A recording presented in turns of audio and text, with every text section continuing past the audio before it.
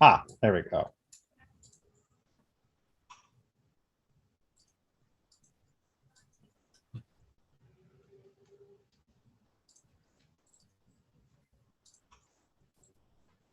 Right. Okay. It's all working the way it's supposed to now.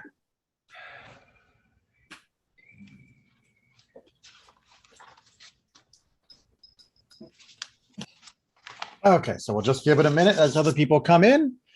I'll take another drink of tea.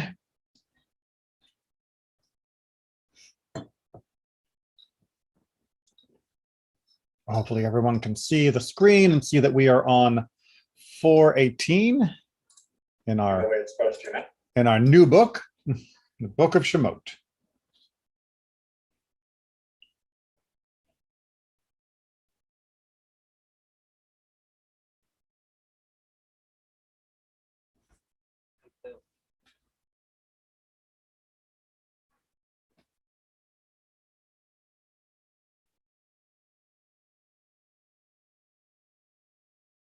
All right, looks like our usual share of people are logging in or signing in.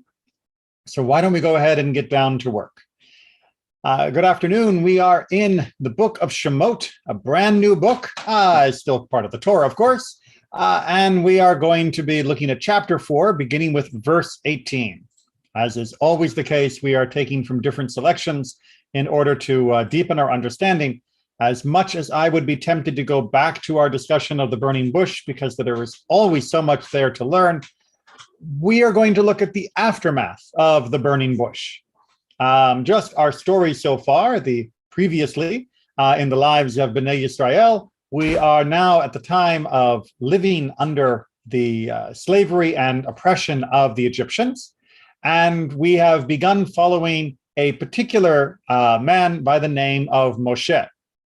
Moshe was raised in the Pharaonic palace, and he eventually left home after having gone out and gotten into some trouble, killing an Egyptian that was attacking one of his fellow countrymen, meaning one of the Hebrews.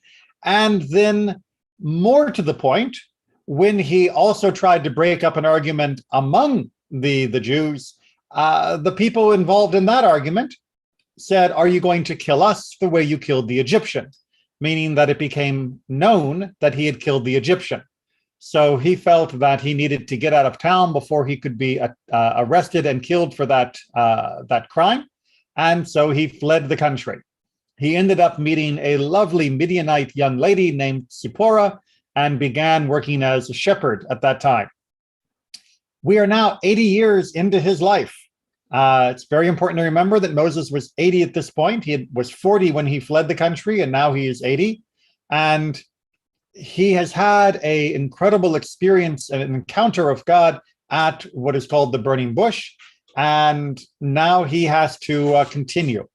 God charged him at that moment to go to Egypt and to help release the Israelites from the slavery and tyranny of Egypt. But first, and that's going to be a bit of a question, but first, something else has to happen. This is the scene they very rarely put in the movies. This is the scene that very rarely makes it to the picture books, which is Moses coming back from the burning bush and talking to his family, meaning to Zipporah and to Yitro, his father-in-law, about what's happening now, what this 80-year-old man plans to do. So please have that as the frame in your mind as we begin our study. We're on 4:18. Moses went back to his father-in-law, Yeter. Here we see that Yitro is written as Yeter. He has numerous different names throughout the Torah and Tanakh. This is one of many of them. There's a full discussion. If you click on the link, if you click on the verse, you can find that full discussion in Sefaria through the commentary and Midrashim, but we're not going to digress there. I just want to make sure that everybody's aware that that is another name for Yitro, for Jethro, which I hate in English because it just reminds me of the old TV show Beverly Hillbillies. So Yitro it is. So Moses went back to his father-in-law Yitro, and said to him, let me go back to my kinsmen, literally to my brothers in Egypt, and see how they are faring. Or more literally, see if they are still alive. And Yitro said to Moses, go in peace. Lech leshalom. By the way, this is one of the sources for when we are giving somebody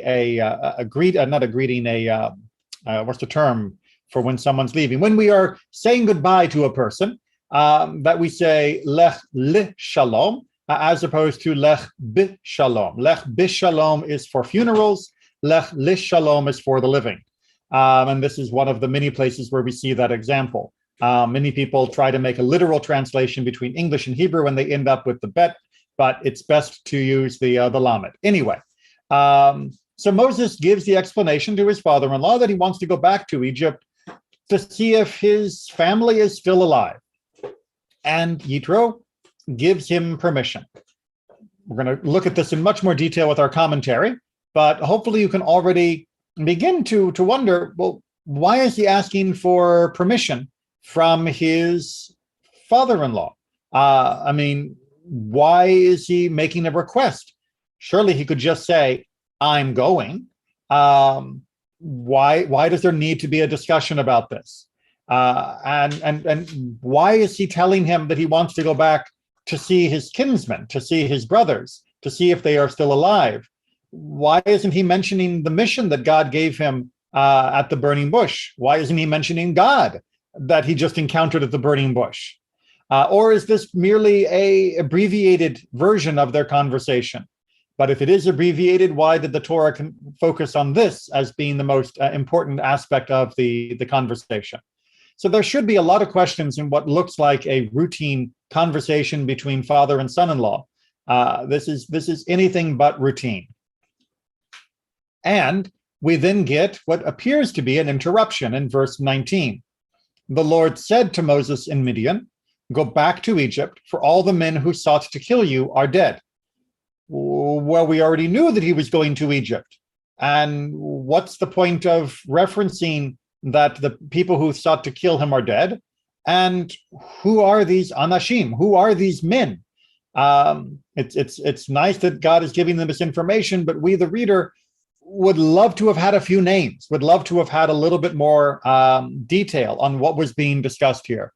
So this verse 19 also appears out of place and incomplete. Verse 20.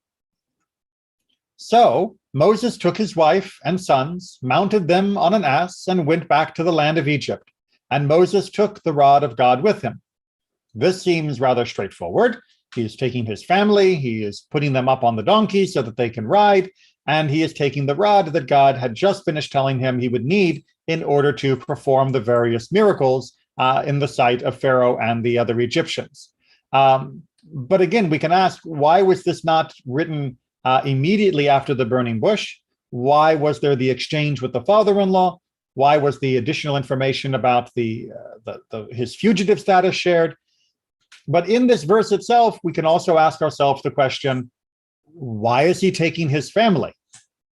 Surely it would have been safer for his wife and his children to remain with Yitro rather than going into what is potentially going to be a war zone.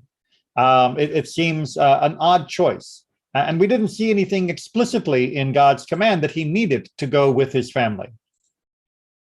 Verse 21, and the Lord said to Moses, when you return to Egypt, see that you perform before Pharaoh all the marvels that I have put within your power. I, however, will stiffen his heart so that he will not let the people go.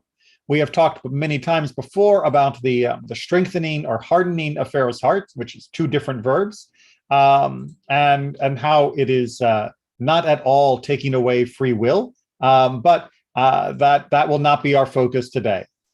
Then you shall say to Pharaoh, thus says the Lord, Israel is my firstborn son. I have said to you, let my son go, that he may worship me, yet you refuse to let him go. Now I will slay your firstborn son.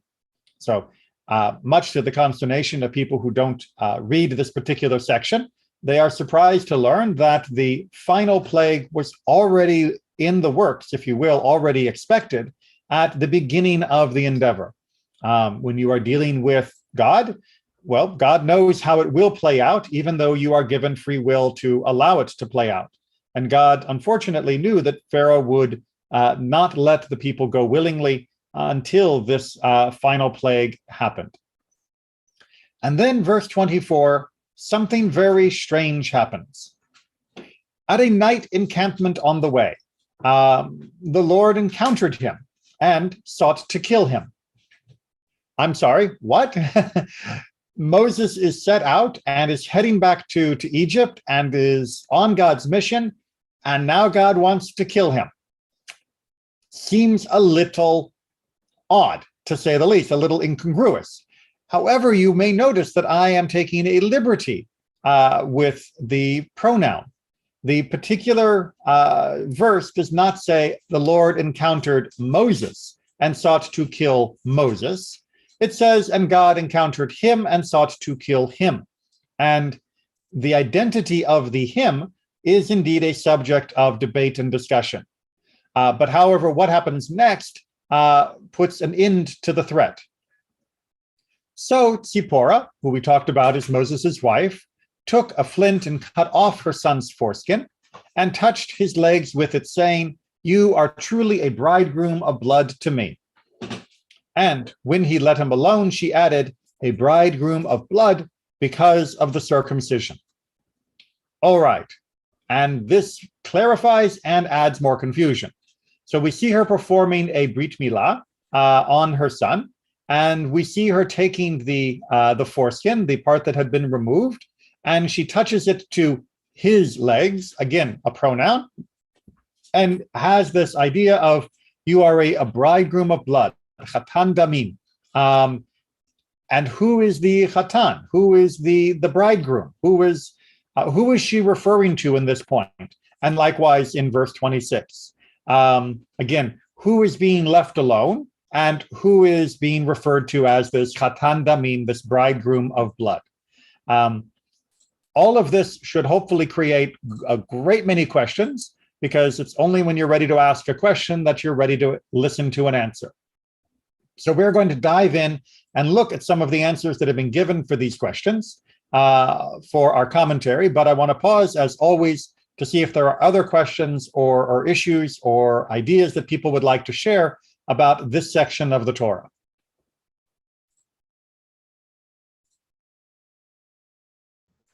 It's quite perplexing.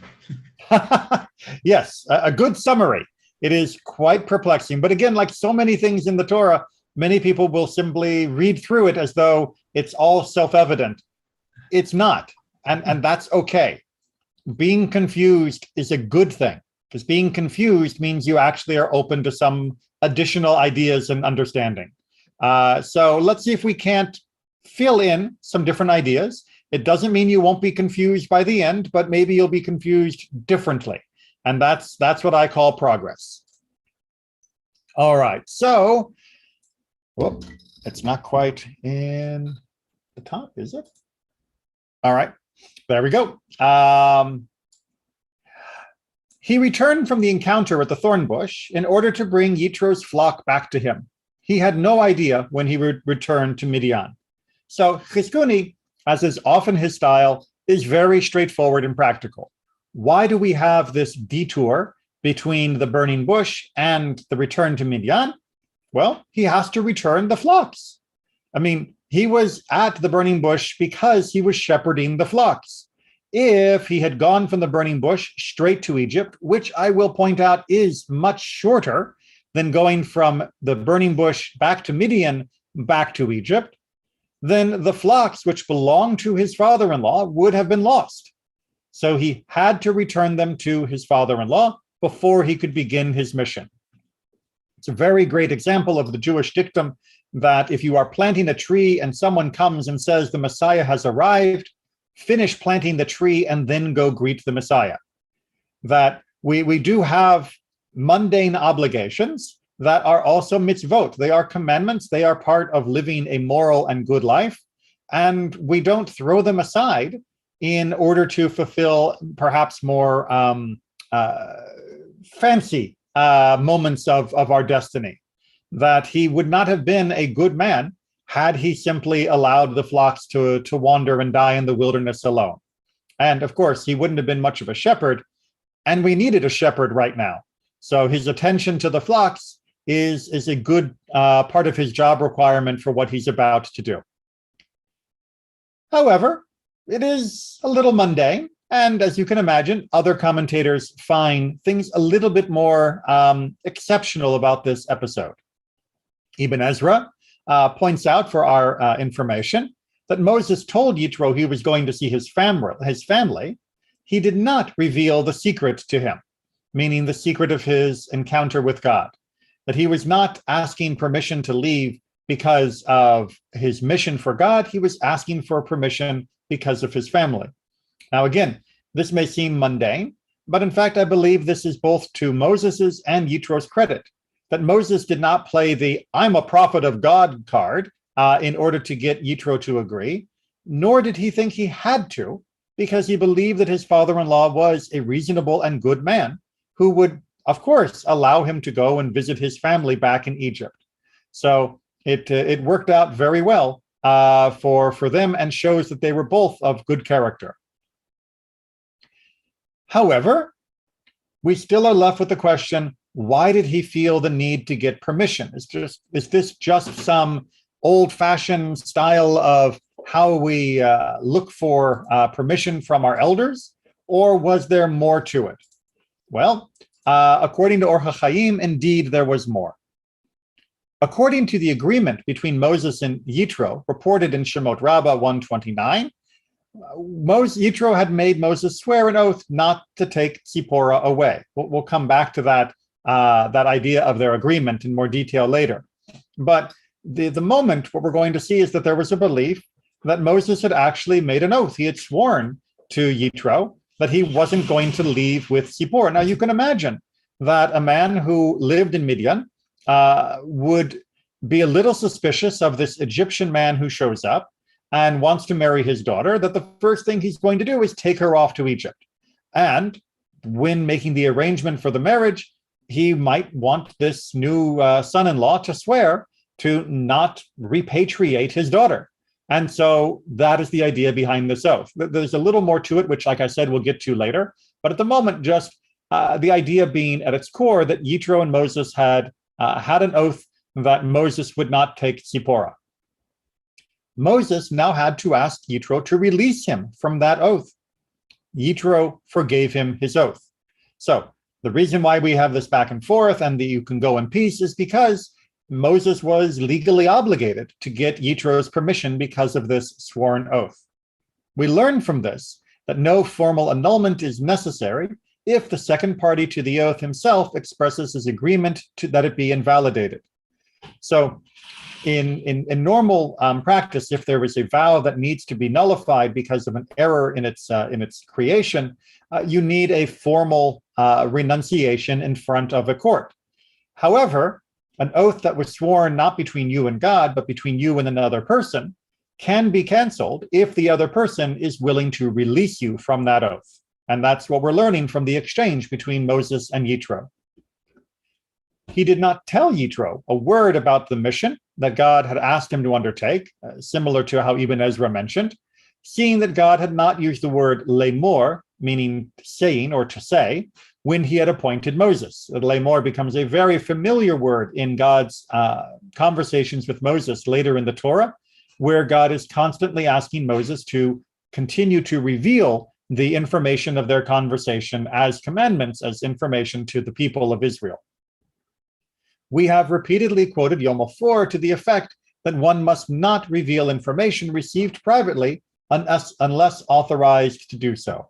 So Or HaChaim mines another little tidbit for us from this vein of information, that we are not supposed to be sharing things if they were given to us privately. And that is, of course, a very important rule to live by, that if someone tells you something in confidence, you should not share it with anyone else. Indeed, even if they didn't say this is in strict confidence, you might assume that it is in confidence unless you have evidence to the contrary. And the less people blabbed about others, the happier we would all be. Any questions or comments on this sort of entry into our discussion of the exchange between Moses and his father-in-law? Okay, go ahead. It's certainly in contrast to when the story at the end of Judges, where the Levite and his concubine wife try to leave Bethlehem, and they leave without the Lech Leshalom, without blessing, and it certainly ends up not good. Not good is an understatement, indeed. It also harkens back, if we're doing comparative stories, to the leaving of Yaakov from Lavan.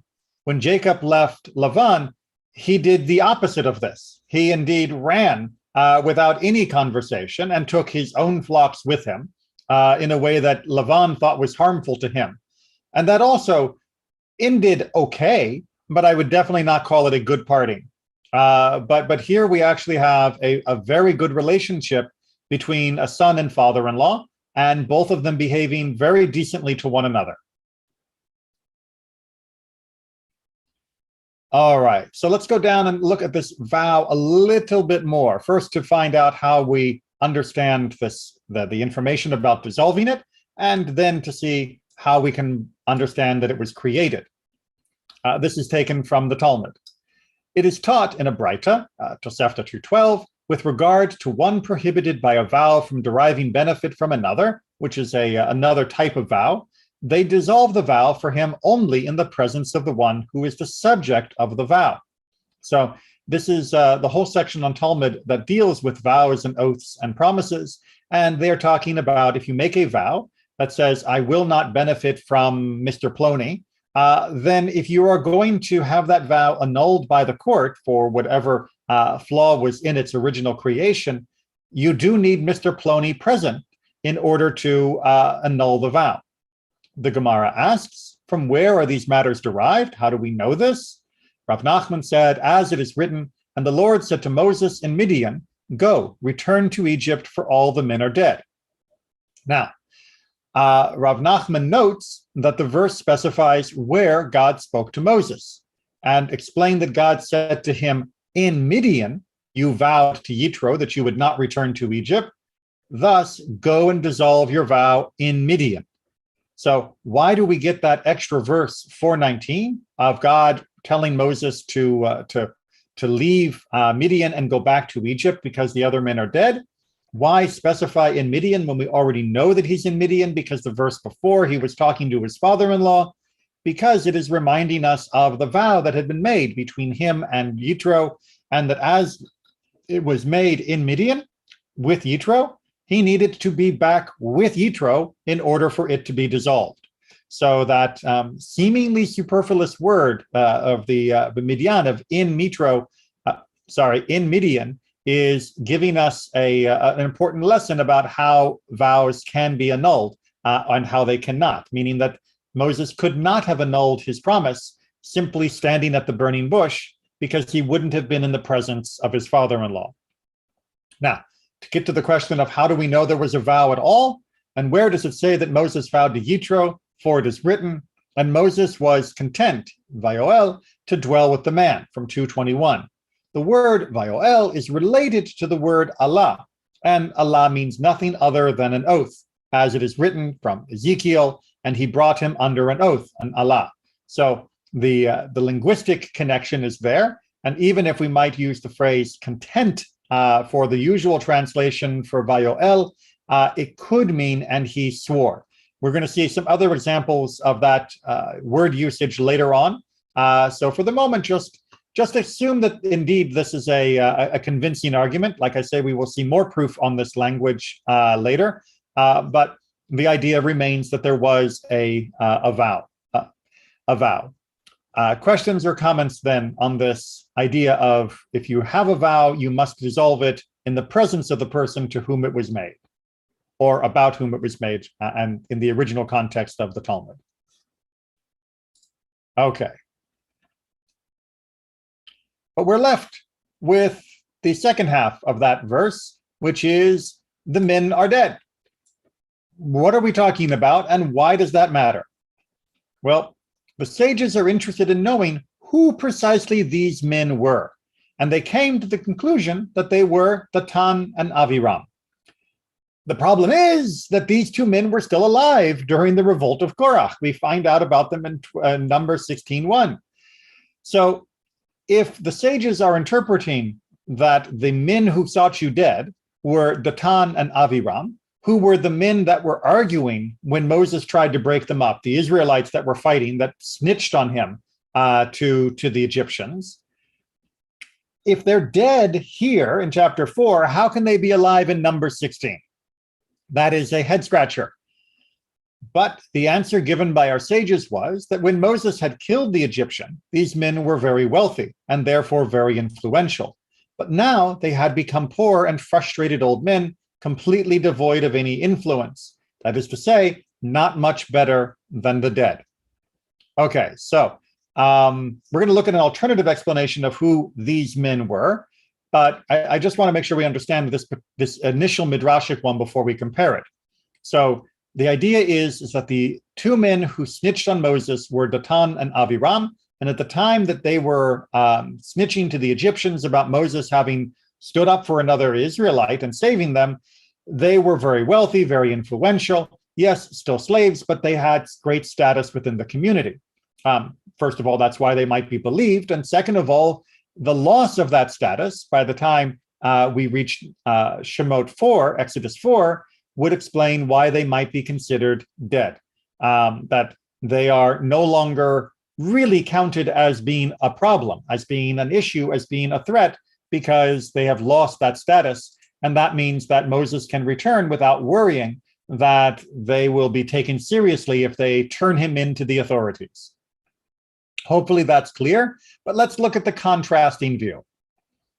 From Chizkuni, again, as our want, according to the Peshat, the simple meaning of the text, God had referred to the Egyptians who sought Moses' death, the ones biologically related to the Egyptian whom Moses had slain. So the idea here is going back to the notion of a blood avenger, that the victim of Moses' justified wrath, that his family, the victim's family, would have been hunting for Moses. And once they were dead, then there was no one left looking to bring him to justice. And so he could return without any conflict over that. So that is perhaps the simplest explanation that might be behind it. However, it is not the only slightly simpler explanation. There is another explanation brought by Ibn Ezra.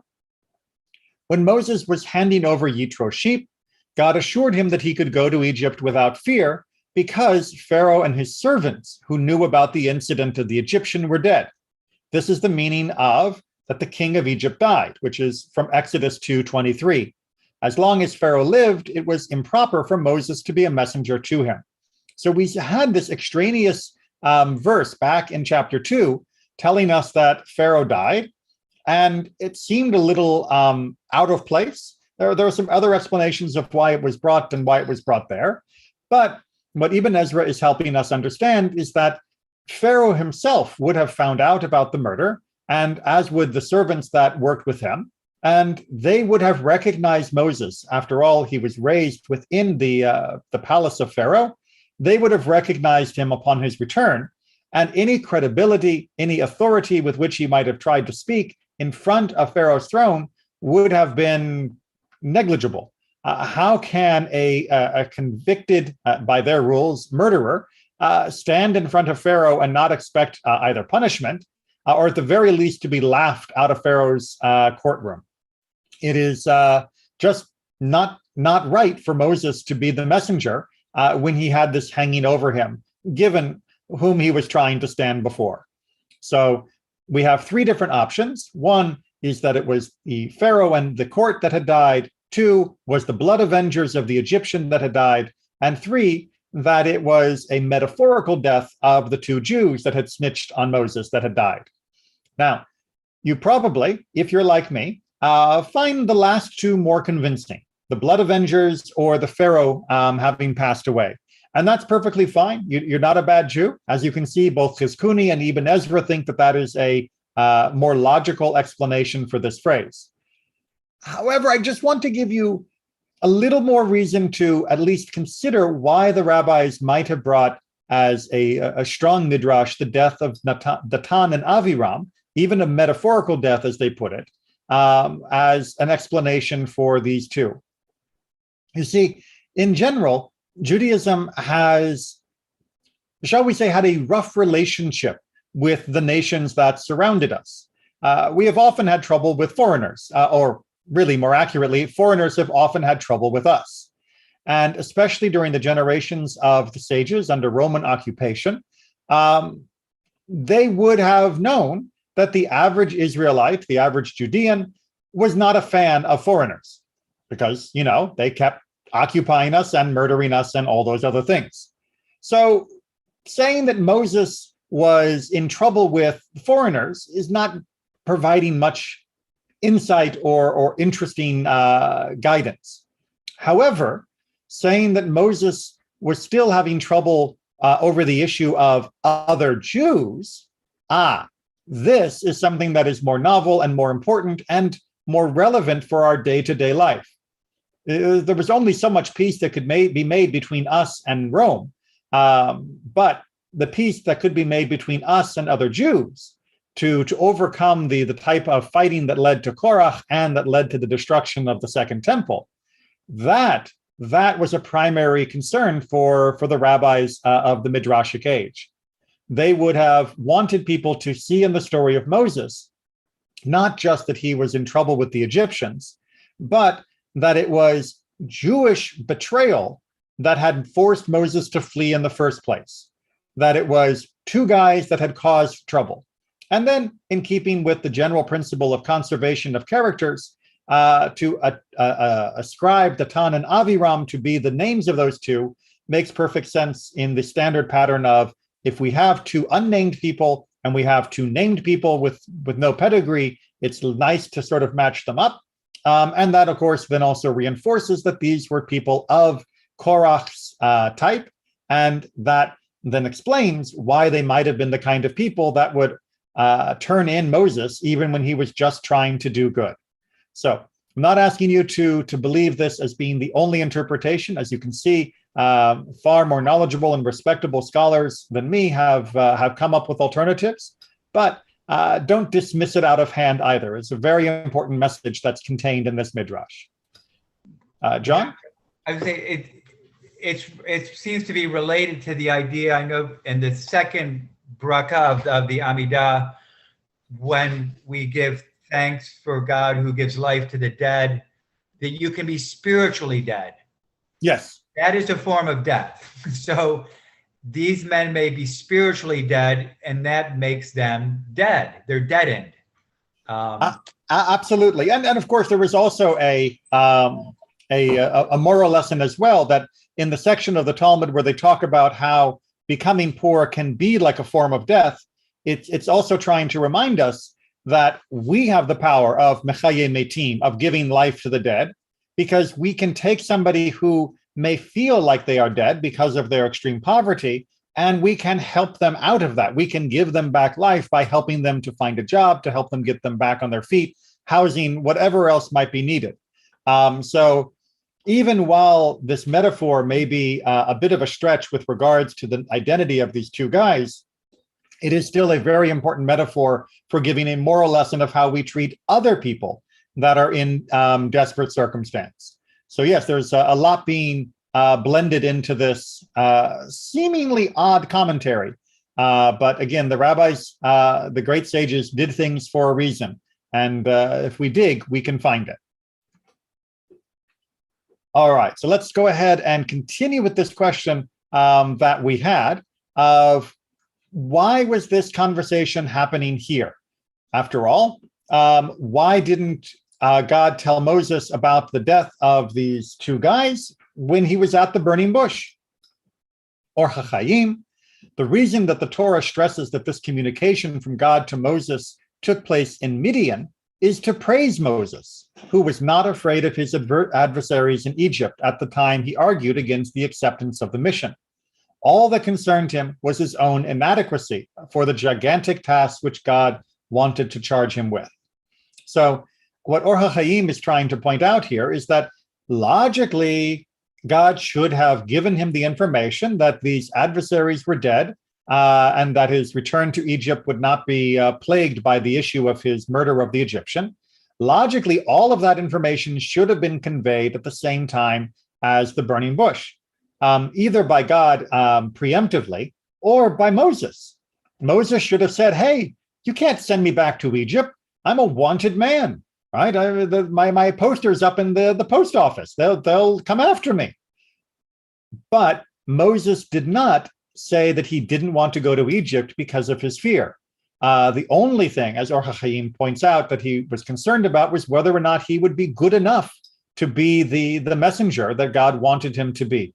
Could he, a man of difficult speech, be able to fill this role?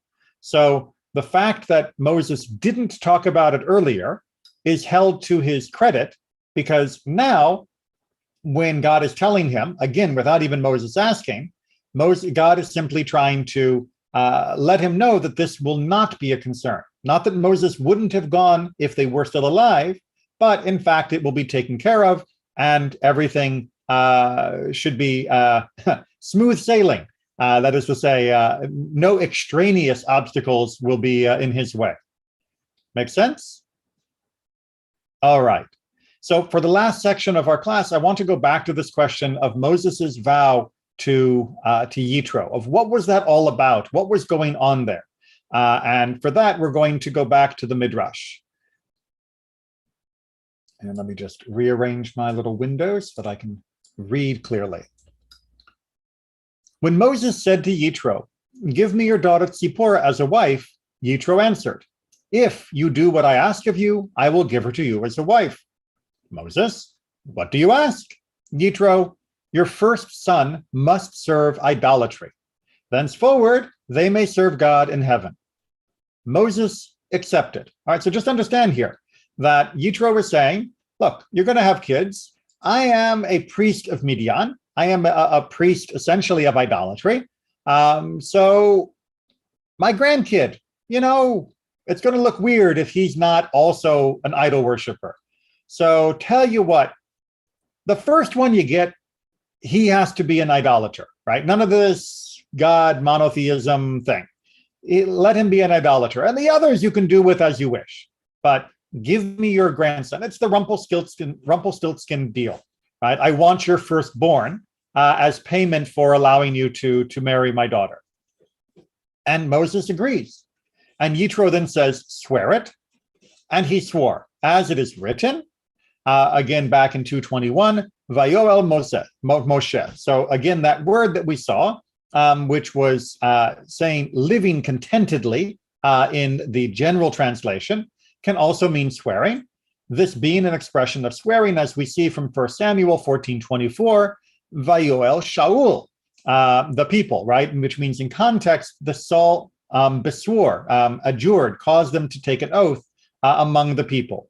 So we can see that indeed this word, it's not a stretch to say that this word means to swear. The content of the oath, of the vow, that we do have to read between the lines for. And we'll get to the point of why we are reading between the lines of idolatry in just a second.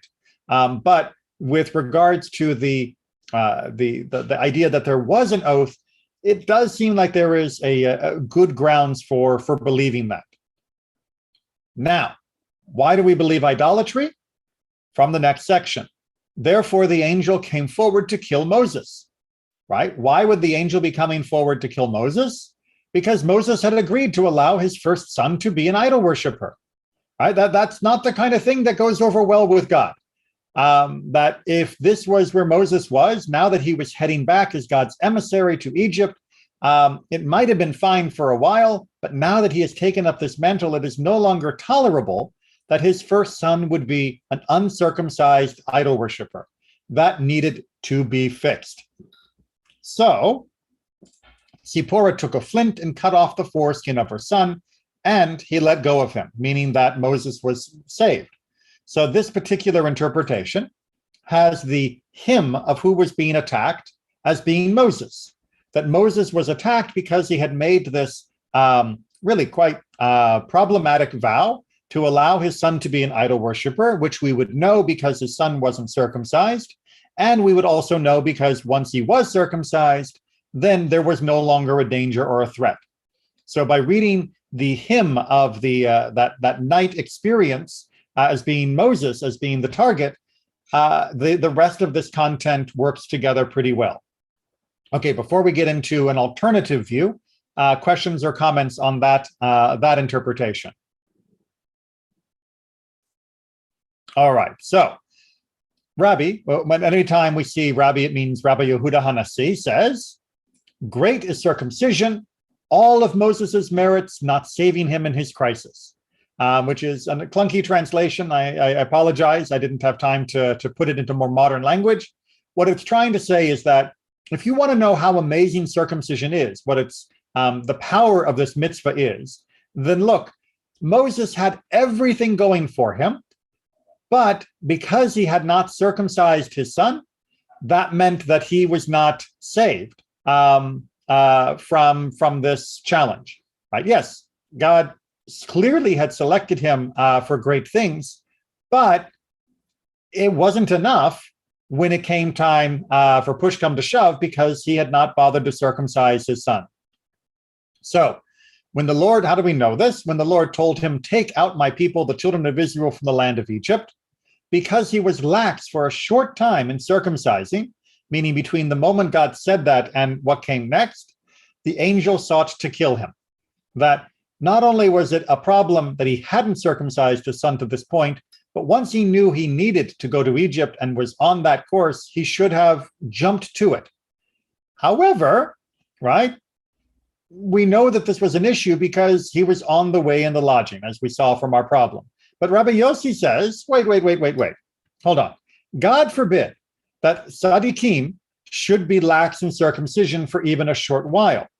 But Moses wondered, shall he circumcise and then journey? That would involve a risk of life. Shall he wait and circumcise? The Lord said, go and take my people out of Egypt. Okay, so understand Moses' position, says Rabbi Yossi. Either he circumcises his kid right now and then heads out on the trip. But if he does that, then there's danger because the kid will be recovering from circumcision. And really, the journey is no place for somebody recovering from that operation. On the other hand, Moses could wait and do the circumcision, allow the full recovery, and then go and take my people out of Egypt. That doesn't exactly sound like the kind of thing you're supposed to put off, right? God tells you to go, but you haven't done it and you need to do it. You are in a catch-22. And all of that might have been excused, but he preoccupied himself with his lodging before circumcising, right? Just a reminder of the literal order of the words, that when we come back here, right, Vayehi v'derech bamalon, right, that he was then taking care of the night lodging. So the question is, why was he too busy making camp rather than doing the circumcision? That should have been his first job. And that he put anything, even the making of the camp, up as being a priority over the circumcision, that really is the problem. Thus the Lord sought to kill him. Rabbi Shimon ben Gamliel says, but the angel did not seek to kill Moses, but the child. It wasn't Moses that was in danger, it was his son that was in danger. For you are a groom of blood to me, says our verse. Who is called a groom, a chatan? The child or Moses? It must be the child, right? If we are in the context of Brit Milah, we are in the context of somebody entering into the formal symbology of the covenant with God, a covenant that is very reminiscent of a marriage covenant, which is why the use of the word chatan is perfectly appropriate, the use of the word groom. Then clearly it is the person being circumcised who is entering into the covenant, and it is that person that would be considered the chatan, right? The boy is the groom, not the father. And that means that when we say you are a groom of blood, that this is referring to the child. And it was Sipporah that was reconciling the problem.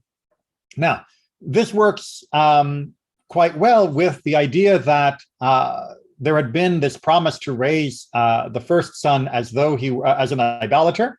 And what is happening here is Zipporah is breaking that promise. Rather, Zipporah is fixing that situation. She, as the daughter of Yitro, as the one who would have most allegiance, if anyone was, to the idolatry of her father, she is doing the circumcision, taking it literally into her own hands and saying, this child will be one of Bnei Israel. He will be raised as one of the children of Israel. He will be with God and in the covenant. And he is a groom, as you can see, entered through the blood of Milah. So it makes it a very powerful statement of her commitment, of her zeal to bring her children into the covenant of Israel fully. Questions or comments? Right. That's how I've been looking at it recently. Is she's the rabbi's wife extraordinaire, because if you read the text as now I will slay.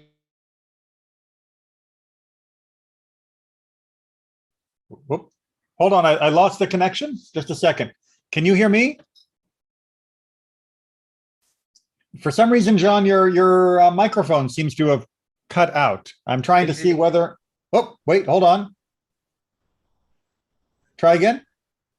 If you look at the text as I will kill your son, your firstborn.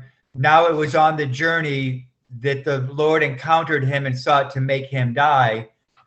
So Zipporah really is attuned to what is going on. The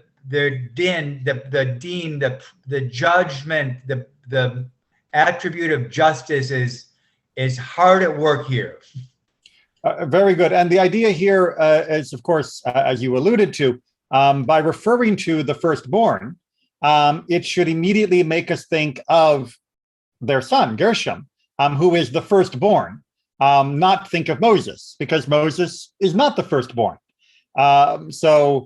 Indeed, that the way these verses are put together may seem a little haphazard, but each one is giving us a clue to help us understand the others.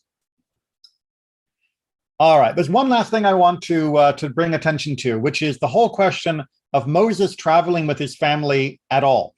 So just wanted to share what I think is a great insight by Ramban, Nachmanides, who tackles this question. Come on, there we go.